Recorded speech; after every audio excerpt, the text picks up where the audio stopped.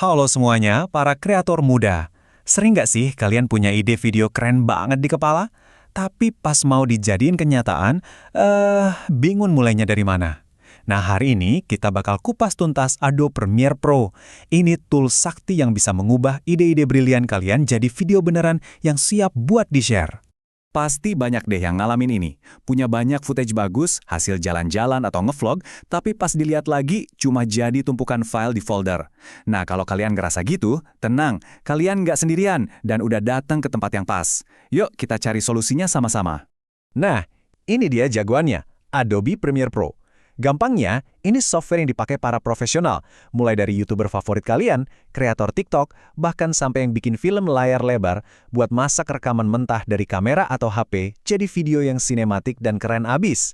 Ini tuh udah standar industri loh, dan sebentar lagi, kalian bakal ngerti kenapa software ini powerful banget. Oke, biar perjalanannya jelas, ini dia roadmap kita hari ini.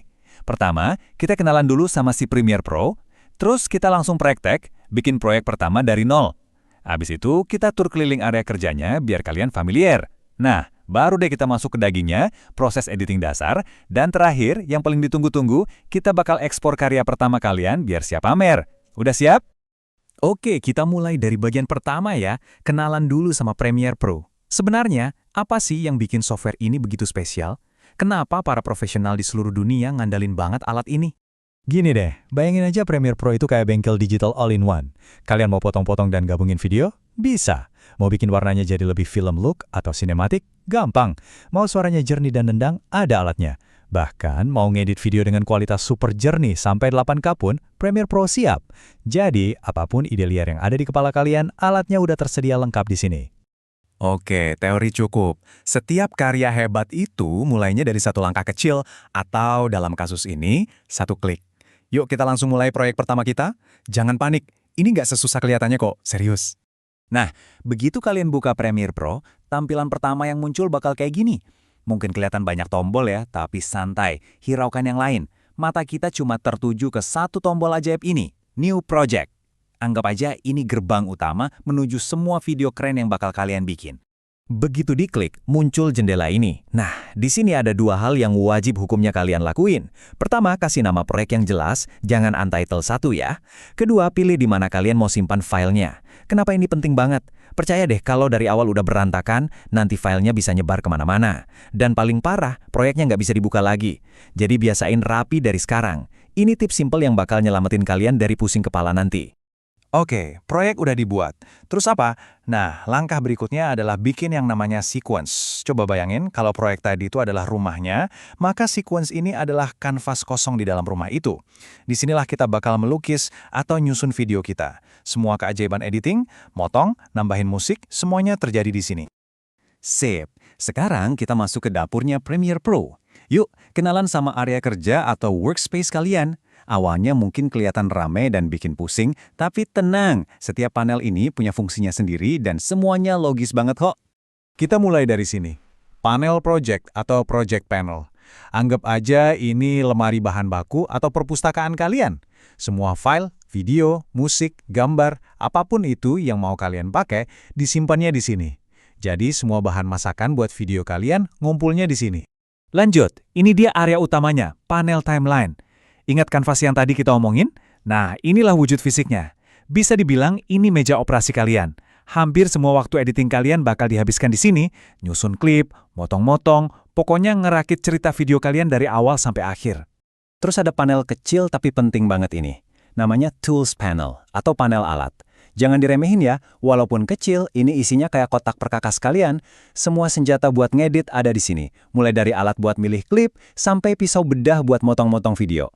Oke, dari semua alat yang ada, untuk permulaan, kalian cuma perlu fokus sama dua ini aja. Beneran, cuma dua. Yang pertama, Selection Tool, shortcutnya V di keyboard. Ini kayak tangan kalian, buat milih, geser, dan mindahin klip. Yang kedua, Razor Tool, shortcutnya C. Ini gunting digital kalian, buat motong klip. Ingat aja, V dan C. Kuasai dua ini, kalian udah siap tempur. Oke, kita udah kenalan sama area kerja dan senjatanya. Sekarang waktunya bagian paling seru, praktek. Yuk kita lihat gimana cara ngerakit semua bahan mentah tadi jadi sebuah cerita. Prosesnya itu simple banget kok. Cuma ada 4 langkah dasar. Pertama, masukin media kalian. Kedua, kita potong dan susun klipnya. Ketiga, kita kasih sedikit pemanis, yaitu transisi. Dan keempat, kita poles dikit biar makin kinclong. Ikutin resep ini dan tumpukan klip acak kalian bakal berubah jadi video yang punya alur cerita. Langkah pertama, gampang banget, tinggal drag and drop. Kalian cukup pilih file video yang ada di panel project tadi, terus seret dan lepasin aja, langsung ke timeline. Udah, gitu doang. Klip kalian udah ada di meja operasi. Nah, pas nonton klipnya pasti ada bagian yang nggak kepake, Kang. Entah itu goyang atau salah ngomong. Gampang, tinggal tekan C buat aktifin razor tool alias si gunting. Arahin ke bagian yang mau dipotong, terus klik. Udah, klip kalian langsung kepotong jadi 2. Habis motong, jangan lupa balikin lagi ke tangan kita. Tekan V buat aktifin lagi selection tool. Sekarang klik bagian video yang mau dibuang tadi sampai kepilih, terus tekan tombol delete di keyboard. Voila, bagian jeleknya langsung hilang, simple kan? Kadang, perpindahan dari satu klip ke klip lain itu kelihatan patah atau kaku. Biar lebih mulus, kita bisa pakai yang namanya transisi. Transisi paling dasar dan paling sering dipakai itu namanya cross dissolve. Caranya gampang, ada di panel effects. Tinggal ketik aja namanya, terus seret efeknya ke antara 2 potongan klip. Hasilnya, perpindahannya jadi halus banget, bikin video kalian kelihatan lebih profesional. Wih, keren! Editan pertama kalian udah jadi.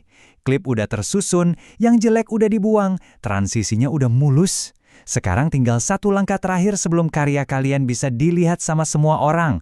Ekspor. Nah, ini bagian yang krusial. Jangan sampai salah setting. Pertama, format. Wajib pilih H264. Ini format universal buat web, jadi video kalian bakal jadi file MP4 yang bisa diupload ke YouTube, Instagram, TikTok, pokoknya kemana aja. Kedua, preset. Biar gampang, pilih aja match source high bitrate. Artinya, kualitasnya bakal dijaga tetap bagus, tapi ukuran filmnya nggak bakal gede-gede amat. Terus, jangan lupa kasih nama file dan pilih mau disimpan di mana. Dan yang terakhir, biar hasilnya maksimal, pastiin kalian centang kotak Use Maximum Render Quality. Ini resep andalan biar video kalian keluar dengan kualitas terbaik. Cara cepat buat buka jendela ekspor ini adalah dengan menekan Ctrl+M di Windows atau Command+M di Mac. Begitu jendelanya kebuka, pastiin semua settingan tadi udah benar, terus tinggal klik tombol Export. Nah, sekarang saatnya sabar. Komputer kalian lagi memasak videonya. Bisa cepat, bisa lama, tergantung seberapa panjang dan ribet editan kalian. Tinggal tunggu aja sampai selesai. Dan selesai. Video pertama kalian resmi jadi. Gimana rasanya? Kalian sekarang udah punya fondasi dasar buat ngedit video. Kalian udah ngerti cara kerja alatnya. Pertanyaannya sekarang bukan lagi gimana caranya, tapi cerita apa lagi ya yang mau aku buat? Jadi, selamat! Pintu menuju dunia kreasi video udah terbuka lebar. Teruslah mencoba, teruslah bereksperimen, dan yang paling penting, teruslah berkarya.